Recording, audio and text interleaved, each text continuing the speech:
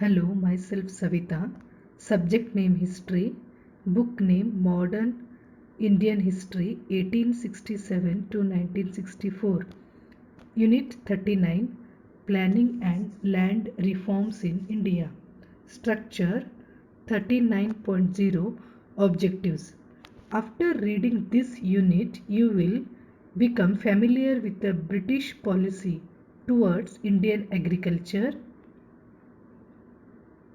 get an idea of the land settlements which existed in various parts of India on the eve of independence, be able to list a series of measures undertaken by the Indian government to develop agriculture since 1947 onwards, and learn the impact of these agrarian measures on the rural society.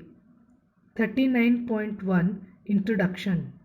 In this unit, we will attempt understanding how the planning process initiated after India gained freedom was used by our country to bring about economic and social change in the countryside. The measures adopted in this regard were land reforms such as abolition of intermediary rights and giving security of tenures to cultivators. Another feature was administrative and physical reorganization of the quality of land management for agriculture development. Land reforms should be seen in two ways in the context of planning. First one, the institutional changes in land ownership structure and its productive uses for social and economic development. And second point, changes in administrative and technological processes of agrarian economy enabling fuller uses of the institutional measures of land reforms to enhance social well-being of peasants and agriculture workers in villages. The two measures were interrelated, but the institutional aspects of land reforms occupied a position of preeminence. Preeminence, preeminence in the process. This itself was a product of the historical forces that were related during the freedom movement. This movement, over a period of several decades, contributed to the evolution of an agrarian policy, agrarian policy, and also the policy of rural, social, and economic development in India. The Indian National Congress, both as a political party and as a national movement, contributed centrally to the evolution of this policy. 39.2 Agrarian Policy and Freedom Movement. The British rule in India, for whose extermination the Indian National Congress launched the freedom movement, had brought about serious disruption in the Indian economy, both in the field of industry and agriculture. The British policies contributed to India's deindustrialization. It also created titles in land which were exploitative and non-productive in nature. No doubt, the British contributed to systematic studies of Indian agrarian structure and land system, but their riding interest was for the purpose of collection of land revenues and taxes to the maximum. For example, Baden-Powell, Baden-Powell, Baden-Powell gives a comprehensive account of land system, origin and growth of village communities in India and its regional variations in his book The Land System of British India 1892 and Henry S. Main, Henry SMAINE, Henry S. Main offers a comparative treatment of village social structure, land relationships, and land tenures in the English and Indian contexts. In his book, The Village Communities in the East and West, published in 1876. But the attempts analysis and historical comparisons were not motivated by impulse to change and reform. Even the report of the Royal Commission on Agriculture, set up in 1928, which intended making recommendations for improvement of agriculture to promote the welfare and prosperity of the rural population, narrowed its term of reference.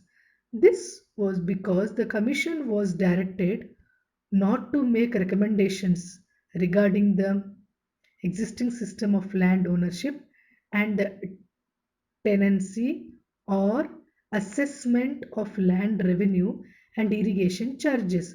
The welfare of people of the village could not be attempted the at the cost of the revenues to the colonial regime. COLONIALREGIME, colonial regime. The British policy of land settlement is directly intended to maximize land revenue collection, which often violated the traditional and recognized rights of the landlords, particularly the tillers of the soil. This policy led to artificial creation of new classes of landowners with varying degrees of the land. The aim here was purely to enhance the efficiency of the land revenue collection. We get a comprehensive account of this process in the Zamindari Abolition Committee report 1948 of the Uttar Pradesh government. Soon after independence, it illustrates both statistically and historically how the British land settlement policies created a clarity of people with titles to land as intermediaries between the government and the cultivator tenants, known as zamindars, for the convenience of revenue collection. The institution of Jamindari, under its various regional denominations, was legally formalized by British as a matter of fiscal FISCAL fiscal and administrative convenience. This is also demonstrated from the study of Eric Stokes, ERICSTOKES, Eric Stokes, who quoted D.T. Roberts, ROBERTS, Roberts. This states that it is purely a matter of technique and litigious interest whether a given individual is a zamindar or a fixed rate tenant or an occupancy tenant. The material point is whether he holds land at favorable or unfavorable rates and whether he has got enough of it. These Jamindari rights under different names in various regions of the country created a land-owning class of people who served as rentiers to the British Empire. They indulged in unhindered exploitation and extortion from peasantry and agriculture laborers as they enjoyed freedom to levy rent and other customary taxes on tenants without serious regulatory controls. In most parts of the country, this triggered peasant movements, peasant movements against this class and its acts of economic association exploitation. You have read about these in Units 7 and 28. The Indian National Congress, despite being political in nature, took note of these parasitical institutions and committed itself for their abolition and reform. Behind this inspiration was also the preeminence of the viewpoint of Gandhi. The points were: first one, that village should be the center economic administration and planning in India. Second, it should enjoy right of self-governance through panchayats and local bodies. Third one, land should belong only to the owner of the soil. And fourth one, all forms of rental and exploitation relationships in land should cease. CEASE. Gandhi also viewed rural-urban economic relationships in a reciprocal and symbiotic fashion, free from modifications. This viewpoint is evident from its official resolutions and reports. For example, see the Fazipur Agrarian Program, Faizapur, FAIZPUR, Faizapur Agrarian Program in Unit 30. Soon after independence, the President of the Indian National Congress set up a Congress Agrarian Reform Committee in 1947 to work out a detailed strategy for land reforms in India. Apart from recommending addition of all the forms of intermediary rights in land ownership such as zamindari, talukdari, jagirdari, etc., this committee also recommended that India's policy should be adoption of the peasant farming through cooperative organizations. It suggested also a lower and upper limit to peasant holdings in order to accelerate agriculture growth and rural prosperity. This was to be backed by adequate changes in the structure of administrative and developmental institutions of the village communities.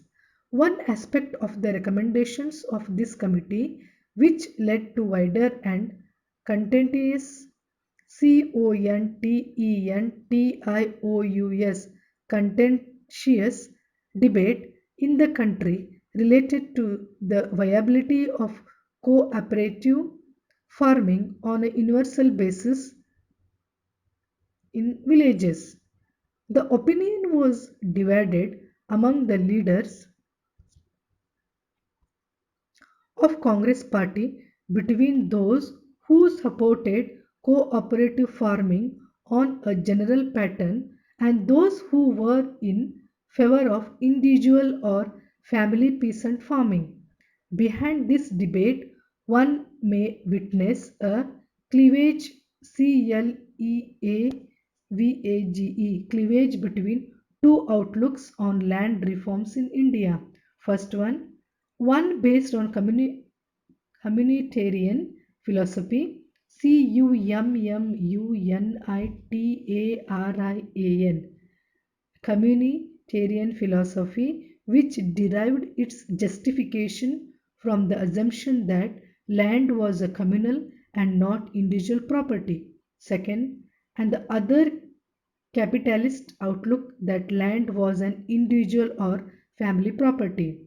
The records of land reforms in India reveal that the philosophy of individual or family proprietorship, PROPRIETORSHIP, proprietorship was trumped TRIUMPHED, trumped despite some communitarian pulls in land reform policies. The communitarian philosophy was, however, carried on as a nationwide movement by the followers of Sarvodaya movement under the leadership of Acharya Vinoda Bhave, ASCHARYA Acharya Vinoba, BINOBA, Bhave, Bhave, Acharya Vinoba Bhave, a follower of Gandhi. Sarvodaya, Sarvodaya. Sarvodaya is a voluntary and non-official movement. It was launched at about the same time during early 50s as official policy of land reforms was being formulated and set into motion. This is part 1. Hello, myself Savita. Subject History. The book name is Indian Modern History 1867 to 1964. Unit 39, Planning and Land Reforms in India. Subunit 39.3, Land System Before Independence. In order to understand the nature of land reforms that were introduced through planning in India, it will be useful for us to understand the nature of land systems that existed on the eve of independence. At this point, the land system in India was governed by two types of land tenures, the Zamindari and Raitwari, Ryotwari, with several variations of each in different regions of the country. These systems determined the relationship between the tenure holder and the government on the one hand, and on the other hand tenure holders' relationship with other parties such as tenant cultivators and agriculture laborers. The mutual obligations and rights were elaborately institutionalized both by law and custom. The tenure holders had to pay revenue to the government as a proportion of their collection of rent from tenants.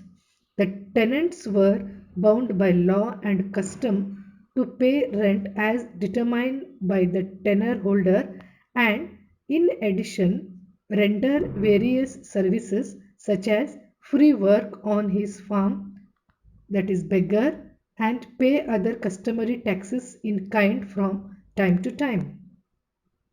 The zamindari system was prevalent in most North Indian states and Raitwari in southern and western parts of India. Zamindari system was a product of conferment of property right in land on a group of people, generally non-cultivators, but with influence in their region to collect rent from cultivating peasantry through a process of land settlement. Land settlement was conducted by British revenue administrators either on a temporary basis, that is, revisable after an interval of generally 30 years, or on a permanent basis. This institutional device helped an alien regime alien regime to collect revenue without directly coming into contact with masses of India's cultivating peasantry. It brought into being a new class of zamindari, although in some cases affirmed earlier tenurial relationships. In this system, three types of interests coexisted. First one, the government which obtained land revenue. Second, the jamindar who obtained land rent from tenant cultivators. And third one, the tenant who paid land rent and other services to the jamindari in lieu of the tenancy relationship and its obligations. Besides these, a typical zamindari system was prevalent in the former state of United Provinces presently known as Uttar Pradesh. A variant of zamindari from form of tenure was the Jagirdari system. In many parts of the country, land was handed over by ruling princes to their countries and nobles. Rajasthan and Hyderabad as states are such example, although the system existed in other parts of the country as well. In the Jagirdari system, in addition to the payment of revenue and gifts, some administrative and military services were obligatory. The Jagirdaris were not owners of land, but only its administrators for collection of revenue from owners of land. The land relationship in this system existed as first the princely state granting Jagirdari right to Jagirdar for his services and obligations. Secondly, the Jagirdar granting ownership right to a person or group of people who paid him revenue. Thirdly, the owners leasing out land to tenants for collection of rent. The tenant was in similar relationship to his owner landlord as in the zamindari system, especially in terms of social and economic obligations. The Raitwari system of land tenure offered from the Zamindari system since it was constituted by peasant properties and not intermediaries. Ownership right was vested in the cultivators who paid land revenue and directly to the government. However, in course of time, due to pulls of market forces, soon as expansion of roads and railways and pauperization of owner cultivators and too many social and economic reasons, the practice of renting out land by these owner cultivators to tenants also emerged.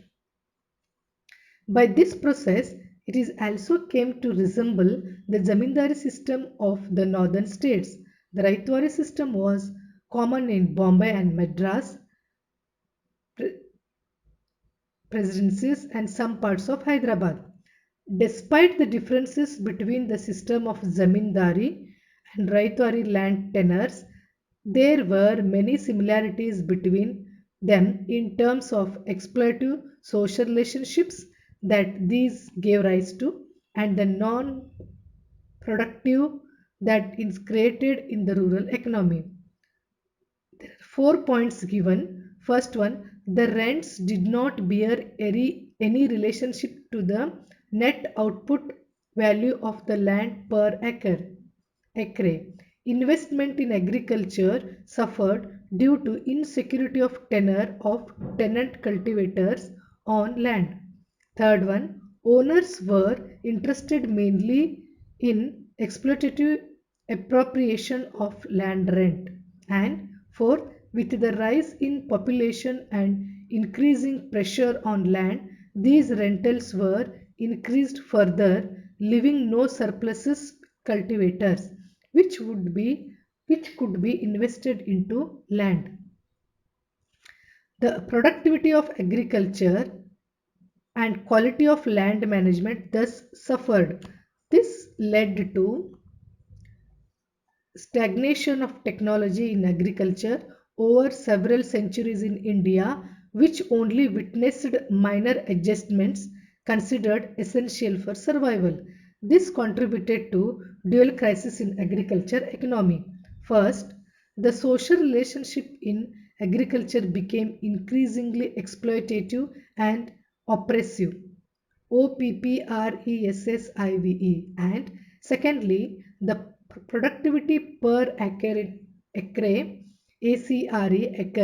in India touched near bottom. It was to overcome these problems, both social and economic, that planning and land reforms were introduced in India after independence. Check your progress 1.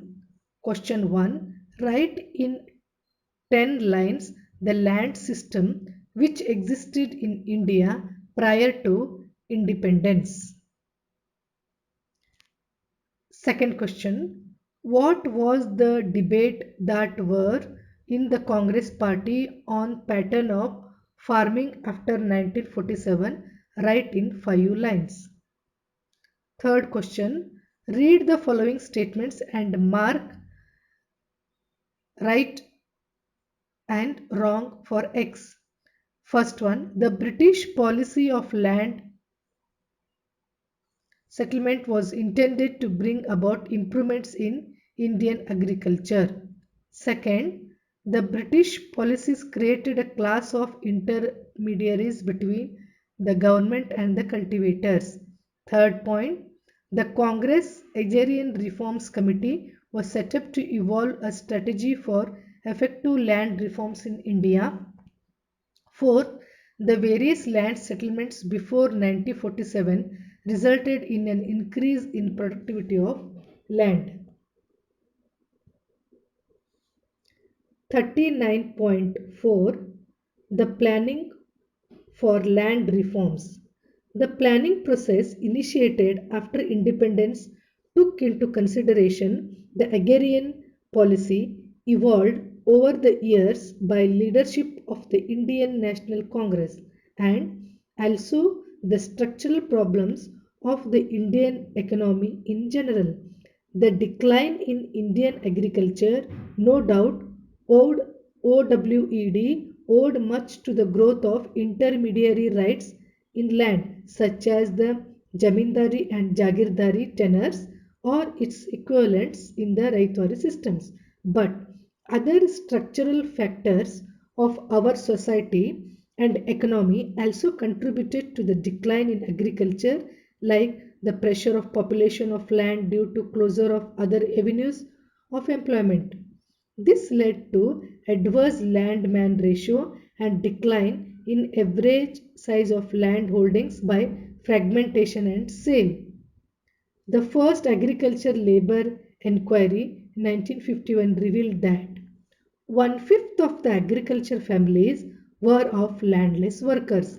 Among families who had land to cultivate, about 38% had holdings of less than 2.5 acres each and clustered on only 6% of the cultivated area.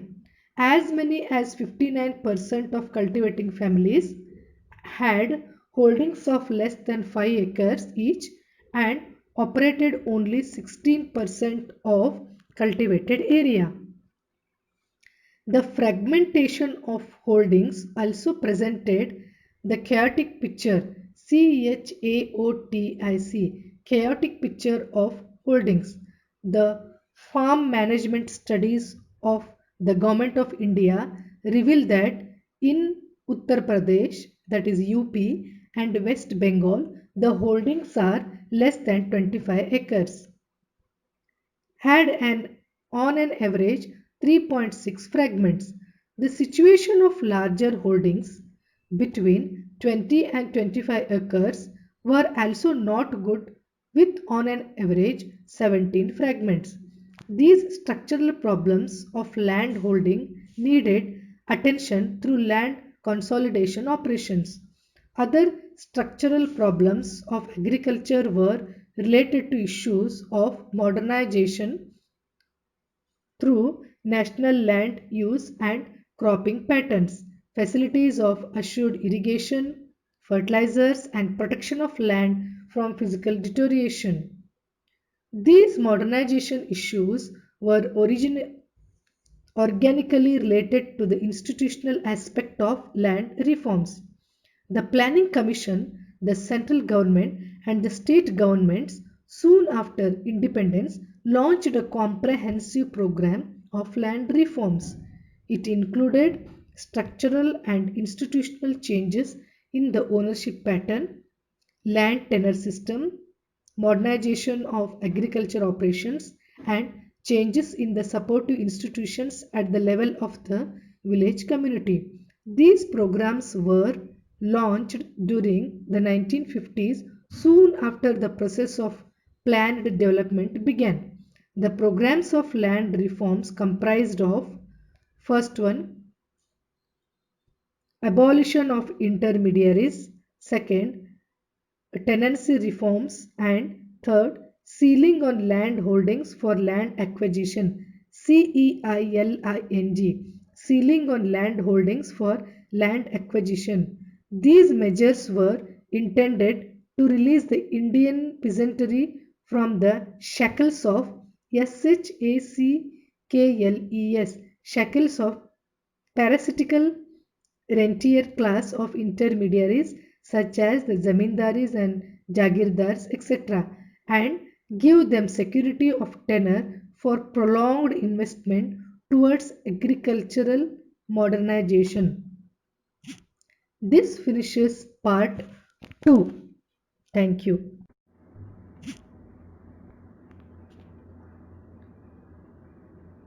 Hello, myself Savita. Subject is history. Book name Indian Modern History. Unit 39 Planning and Land Reforms in India. Part 3. Subsection 39.4.1 Abolition of intermediaries. A major step in land reforms was the abolition of the intermediaries. This category of people, as we have mentioned, already collected exorbitant rent. Exorbitant rent from their tenants without making any investment for the improvement of land. They often also collected additional taxes to meet their conspicuous style of life. Conspicuous style of life, such as for purchases of horses, elephants, for ceremonial rituals in their families, such as birth, marriage, and festivities.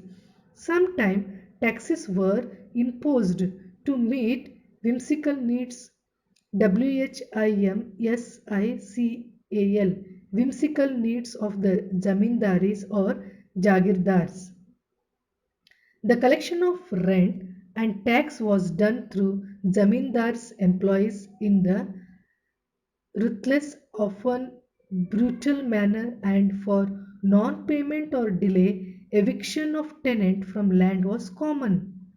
Most tenancy rights of peasants were that of tenant at will, through which eviction was a matter of the pleasure of the zamindar or jagirdar.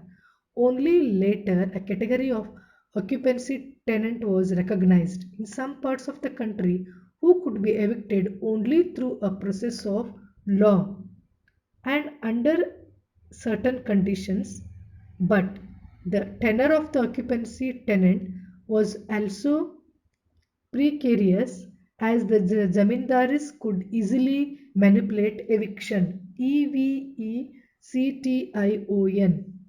The first measure of land reform was to abolish this category of intermediaries like the UP Zamindar Abolition Act. Wherever several Whenever several centuries had come to occupy a position of wealth, power, and status in village, it was a social reform in addition to being land reform, since for the first time in the village folk, artisans, laborers, and peasants were released from the bondage of the intermediaries. The rights of intermediaries, whether zamindars, talukdars, or any other category, over the land cultivated by tenants were taken away by the government. The tenants were directly made responsible to pay revenue to the government. In addition, all common land in the village, which constituted formerly the property of the landlords or over which they exercised control, such as the land for house site, that is abadi land, grassland, which follows forests, ponds, lakes, etc., was taken away from the control of these peasants and vested with village panchayats. The introduction of the village panchayat system with electoral principle of universal suffrage was introduced almost simultaneously together with the measure of land reforms. The management and control of village level land resources passed to the village panchayats headed by the elected village president. This too was a measure of great social, political, and cultural significance. The introduction of village panchayats, together with land reforms abolishing the intermediary class of zamindaris, brought about social and psychological changes in the life of the village. Socially, the abolition of landlordism meant freedom for a large number of village tenants, artisans, laborers, etc., from the exploitative control of this class. Physically, it prepared the ground for village panchayat elections on the basis of adult suffrage, irrespective of status or privilege, and without discrimination on the basis of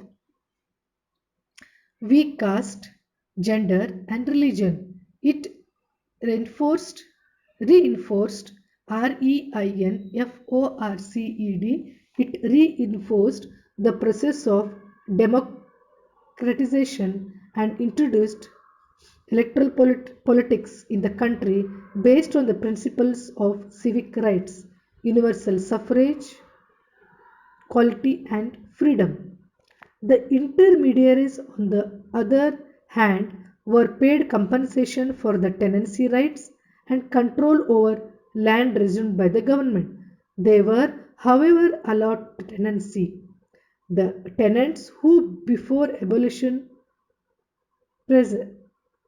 abolition, rents to the landlords were, after the reforms, given the right of sardars, who had a permanent right to cultivate the land, but without the right of selling it.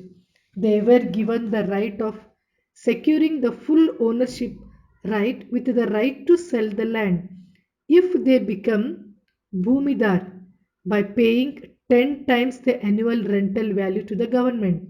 Most tenants gained the right initially by payment, but later on some states gave this right by making the policies more liberal. There was, however, heated debate on whether compensation should be paid to the landlords, as also whether government should not give ownership right to the tenants without requiring them to purchase bhumidari. Bhumidari right as envisaged envisaged under the reform. Finally, compensation was paid to the landlords, talukdars, and jagirdars. It has been estimated that the total amount of compensation payable to the intermediaries in the country worked out to 635 crores. Tenurial reform was thus an important aspect of land reforms. The abolition of intermediaries contributed to the resolution of the right of the cultivator over the land that tilled. It did away with an institution which was a drag on progressive agriculture part apart from being exploitative and inequities. The tenurial reforms stabilized the right of cultivators over land. A variety of tenancy relationships and cultivators had with landlords were now converted into a set of simple and rational tenancy relationships. All tenants were either declared to be bhumidaris, that is landowners, if they had acquired this right as stipulated by paying additional land revenue, or were sardars, that is payment cultivators with right to pay revenue directly to the government. Former landlords got bhumidari right on the self-cultivated farms, khud Khudkashta land, Khudkasht land, Khudkasht land, without paying any additional land revenue. In addition, they got compensation for the land resumed by the government after the abolition of landlordism. Those tenurial reforms gave stabilized to land relationship in villages but did not entirely do away with social and economic qualities, since the landlords could still keep a large portion of land with them as their Kudkast land.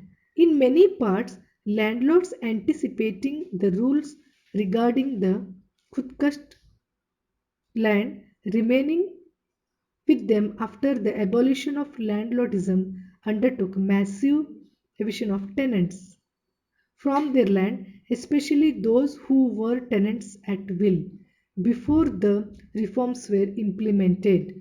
This contributed to social inequity. Also, there was massive detection of forest cover, groves of fruits bearing trees and grassland, as in many parts landlords anticipating the right on this land passing to the village panchayats converted them to their family farm under Kutkast land tenure. Despite these anomalies, ANAMOLIES anomalies, the abolition of intermediary rights in land contributed to a massive institutional and psychological change in the life of the villagers. This completes part 3. Thank you. Hello, myself Savita, subject history, book name Indian Modern History 1867 to 1964. Unit 39 Planning and Land Reforms in India. Part 4. Subsection 39.4.2 Sealing on Land Holdings. An important aspect of land reforms was to bring about an equitable social order in rural society. This was in harmony with the ideology of the Indian National Congress and other political parties which led the freedom movement, that there should be no inequitous concentration of wealth and power in any particular section of people in our society has been laid down in our constitution. Hence, the emphasis on socialism through democratic path of development in our society. For rural society, this objective was enunciated enunciated by the Planning Commission through its policy on sealing on land holdings and also on the acquisition of land. An important issue was that of the level at which sealing on land holdings could be imposed. The land value in terms of productivity varies from region to region and from plot to plot. Hence, a universal principle that could also be rational has to be evolved for defining the exact limit of the ceiling on land holdings. Planning Commission in early 1950s defined it in terms of what it is called the family holding that yielded an income of rupees 1200 per annum. It suggested the level of ceiling on land holdings to be the land size that yielded three times the income of a family holding, or which yielded the income of rupees 3600 per annum for a family of 5 persons. This was to be determined taking into consideration the quality of land, the technique of cultivation, and other related factors as existence at that particular time. The legislation on the ceiling on land holdings came into existence during the 50s itself, but it varied a great deal from state to state. For example, the Telangana region TELENGANA, the Telangana region in Andhra Pradesh, the Marathawada in Maharashtra, and Karnataka part of Mysore proposed ceiling on a land holding yielding net income of rupees 3000 per annum, which in terms of size worked out between 18 to 27 acres. In Punjab, ceiling was imposed at the level of 30 standard acres with irrigation facilities and 60 dry acres. For the displaced persons, the limit was of 50 irrigated and 100 dry acres. Kerala imposed ceiling at the level ranging between 15 to 32.5 acres depending upon the quality of land. In Uttar Pradesh, the range of ceiling was between 40 to 80 acres, once again based on variety of land. This position of the ceilings during the 50s was further revised, and in most states the level was further reduced. The policy behind imposition of ceiling on landholding was mainly distributive in nature. The surplus land acquired through this measure was to be distributed among the members of weaker sections of the rural society, such as the landless and scheduled, scheduled castes. Scheduled castes, etc. Hello, myself Savita. Subject name History. Book name Indian Modern History 1867 to 1964. Unit 39 Planning and Land Reforms in India. Subsection 39.4.2 Ceiling on Land Holdings. This is the continuation of Part 4. The policy behind imposition of ceiling on landholding was mainly distributive in nature. The surplus land acquired through this measure was to be distributed among the members of weaker sections of the rural society, such as the landless and the scheduled castes, etc. But not much land could be acquired through this measure, as the big landholders transferred the surplus land with them to their relatives, friends, and other acquaintances. This is known as Benami transfer. Benami transfer. It is called the Benami because even though land is transferred to a person, that person is not the actual cultivator. The actual cultivator is the original owner of that land who took recourse to such fictitious transfer in order to avoid the laws of ceiling. This has posed a major problem in agrarian transformation of rural India, which remains as yet to be resolved. Subsection 39.4.3 Other measures. The planning policy on land reforms has not only been oriented to institutional reforms such as through abolition of intermediaries, tenurial reforms, and ceiling on land holdings. It also visualized massive investment in improvement of the quality of land, its operational conditions, and management of its physical conditions. One important area in this connection has been the consolidation of land holdings. The pressure on land being, being acute and our laws being such that the land could be divided in equal measure after the death of the father. Even a large holding could be easily divided into small pieces in a generation or two.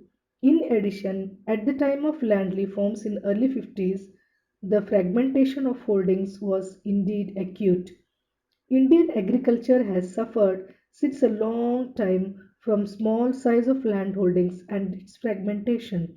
A study undertaken by the Planning Commission in 1953 to 54 revealed that 82.8% of the owners' holdings in Andhra Pradesh, 66% in Gujarat and Maharashtra, 77.2% in Madhya Pradesh, 70% in Mysore, 83.9% in Punjab, 98.4% in Kerala, 62.4% in Rajasthan, and 94.9% in Uttar Pradesh were below 10 acres in size. The picture of fragmentation was still more depressing. For example, the survey of a village in Punjab revealed that there was 1,898 plots of less than one-fifth of an acre, and 34.5% of the cultivators had their plots scattered over 25 pieces. The picture was no better in other parts of the country. In the pre-independence period, consolidation could be done through cooperative societies. The process stated in Punjab in 1921 that this could not be repeated in other states despite there being legislation in this regard in central provinces now Madhya Pradesh, and in Bombay in 1928 and 1927 respectively. Consequently, consolidation of land holdings began in right earnest and systematic manner with the inception of the first 5-year plan. It involved many steps, such as first one, the survey of land to determine its ability, second, classification of all land to determine the grade of its quality, third, settlement of title of landholders for all their landholdings, fourth, disposal of litigations arising out of claims and counterclaims on land ownership, and fifth one, determination of land that could be categorized as non-cultivated, being either forest land, grassland, orchards, ponds, lakes, or habitation site, etc. Having conducted this survey, the consideration process was taken up to reduce the number of pieces on which a cultivator could not conduct farming. Presumption is that with fragmentation having been reduced, the role of operable holding would increase, making it possible for cultivators to introduce modern technology of farming. Also, this could enable more effective and rational supervision of the farm. During the first 5-year plan, 21 lakh acres were considered consolidated in Bombay, 29 lakh acres in Madhya Pradesh, 48 lakh acres in Punjab, 44 lakh acres in Uttar Pradesh, 13 lakh acres in Pepsu, now part of the Punjab. By the end of 1957, consolidation operation was completed on roughly 15 million acres and was proceeding on additional 12 million acres of land. This process is even today going on and has to be undertaken continually as the legislation on fractionalization of land is not such that could stop the process of further fragmentation.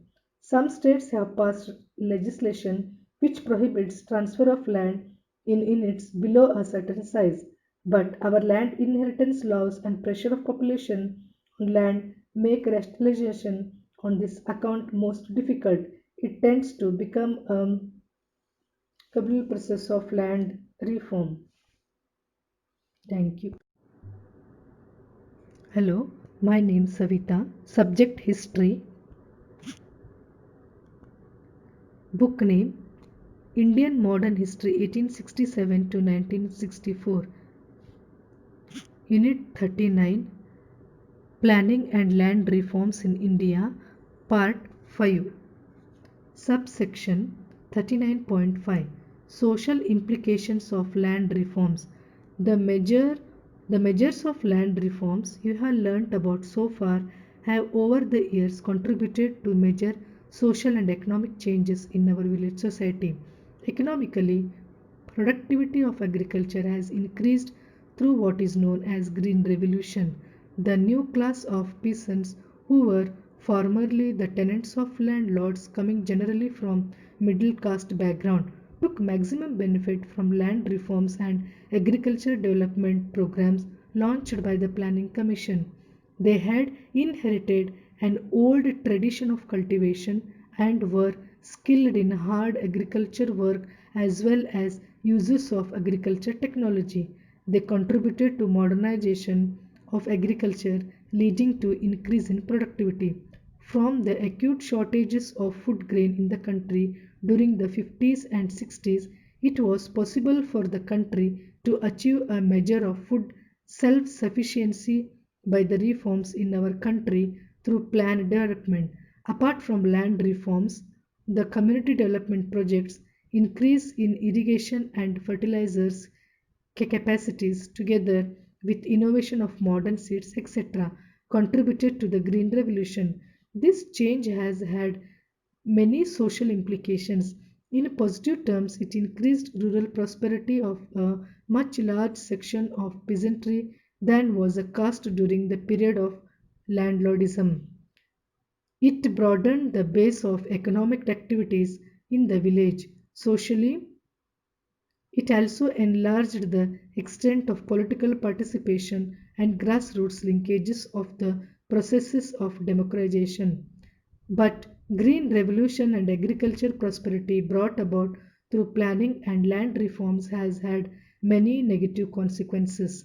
First, it has increased the level of economic inequalities between the peasants and landless workers as the former have become more prosperous in a relative sense than the latter. Second, it has increased social tensions in villages in many parts of the country because the rich peasants have exploited the rural poor. Third, moreover, modern agriculture being dependent on technologies such as irrigation, modern seeds, chemical fertilizers, pesticides, etc., the small and marginal peasants have not been able to adopt it due to their poverty and lack of resources.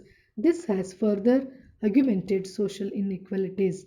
Fourth, it also has led to leasing out of land by small or marginal farmers to more substantial ones for cultivation on unfavorable contractual terms. In many parts, sharecropping and oral tenancies have emerged once again. Also, the investment in agriculture suffers due to the economic weakness of the smaller and marginal farmers. This could be solved by cooperative methods of cultivation, but this practice has not succeeded in the country largely due to social reasons such as caste and class diversities and factionalism in the countryside. All this process is further aggravated by the pressure of population in the villages and lack of gainful employment. To overcome these difficulties, many measures would be necessary. The measures of land. Hello, myself Savita. Subject name History. Book name Indian Modern History 1867 to 1964. Unit 39 Planning and Land Reforms in India. Part 5. To overcome these difficulties, many measures would be necessary. The measures of land reforms would have to be linked with agro-industrialization, which could generate employment. The cooperative movement in farming on voluntary basis, wherever possible, will have to be encouraged through administrative and economic incentives.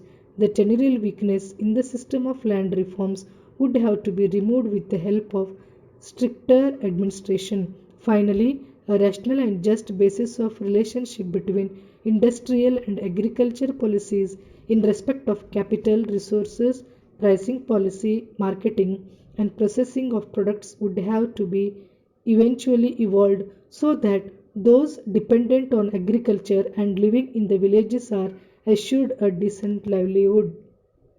Check your progress too. First, read the following statements and mark right or wrong. First, the measures taken by the Indian government were intended to liberate the peasantry from the class of intermediaries. Second, the tenurial reforms completely did away with social and economic inequalities in the Indian society. Second, the measures taken by the Indian government were intended to liberate the peasantry from the class intermediaries. The tenurial reforms completely did away with social and economic inequalities in the Indian society. Third, the purpose behind the imposition of land ceiling was to acquire land and distribute it among the landless sections of the rural society. Fourth, consolidation of land holdings started first in Punjab. Question number 2. Write 10 lines on the social implications of the land reforms undertaken since independence. Subsection 39.6. Let us sum up. This unit has attempted to give you a broad survey of agriculture reforms in India both before and after independence. At this turn of independence, the newly formed Indian government inherited an agriculture that was stagnant, with low productivity, with exploitative land tenure systems, with little possibilities of investment and expansion, and dominated by a class of intermediaries, that is, jamindars, jagirdars, and moneylenders, who were interested only in their short term benefits. The ultimate sufferers were the original cultivators and the agriculture itself. This was the legacy of the colonial rule. After the independence, a twofold was undertaken by the Indian government. First, on the one hand, an attempt was made to rid Indian agriculture for the long standing evils which had eaten into. This included doing away with the old land settlements and saving agriculture from the hold of the intermediaries. Second, on the other hand, fresh attempts were made to make space for an overall development and expansion of Indian agriculture. This could be done by making agriculture a part of planned economic development. In this scheme, various reform measures like ceiling on land holdings and the consolidation were taken up. The impact of these measures has been quite profound. They brought about rapid changes in agriculture and imparted a dynamism to it. However, along with the positive and desired changes, there also occurred some negative changes in agriculture. These have been listed in section 39.5. Finally, the main contribution of the land reforms in India is that they have provided a direction and set agriculture on a path which contains innumerous possibilities for growth and development. 39.7 Keywords: dry land, land without any irrigation facilities; ceiling, a legal restriction over amount of land an individual could possess; 5-year plan, an attempt at a planned economic development with each plan getting 5 years to reach the stipulated target, undertaken by the Indian government in 1950 and 52. This pattern of planned development was based on the Russian model. Tenurial reforms means measures undertaken to provide security and protection to the tenants. Subsection 39.8 Answers to check your progress exercises. Check your progress. First, section see section 39.3. Second, the debate centered around the two models for land reform cooperative farming based on a communitarian outlook and individual. Hello, my name is Savita. Subject History, book name Indian Modern History 1867 to 1964. Unit 39, Planning and Land Reforms in India, Part 7. Subsection 39.8 Answers to check your progress exercises. Check your progress 1. Question number 1. See section 39.3. Question number 2. The debate centered around the two models for land reform cooperative farming based on a communication outlook and individual or family farming based on a capitalist outlook towards agriculture. See section 39.2. Question number 3. Wrong or right? First one wrong, second correct, third correct, fourth wrong. Check your progress 2. Question number 1. Right or wrong? First correct, second wrong, third correct, fourth correct. Question number 2. In your answer, you should elaborate both positive, that is, into bracket, increased rural prosperity, broadening of the economic activities in the village, increasing political participation in rural areas, and greater democratization, bracket closed, and the negative implications, bracket, economic inequality, increasing social tension in the villages, etc., bracket closed. This finishes Unit 39, Part 7 completed. Thank you.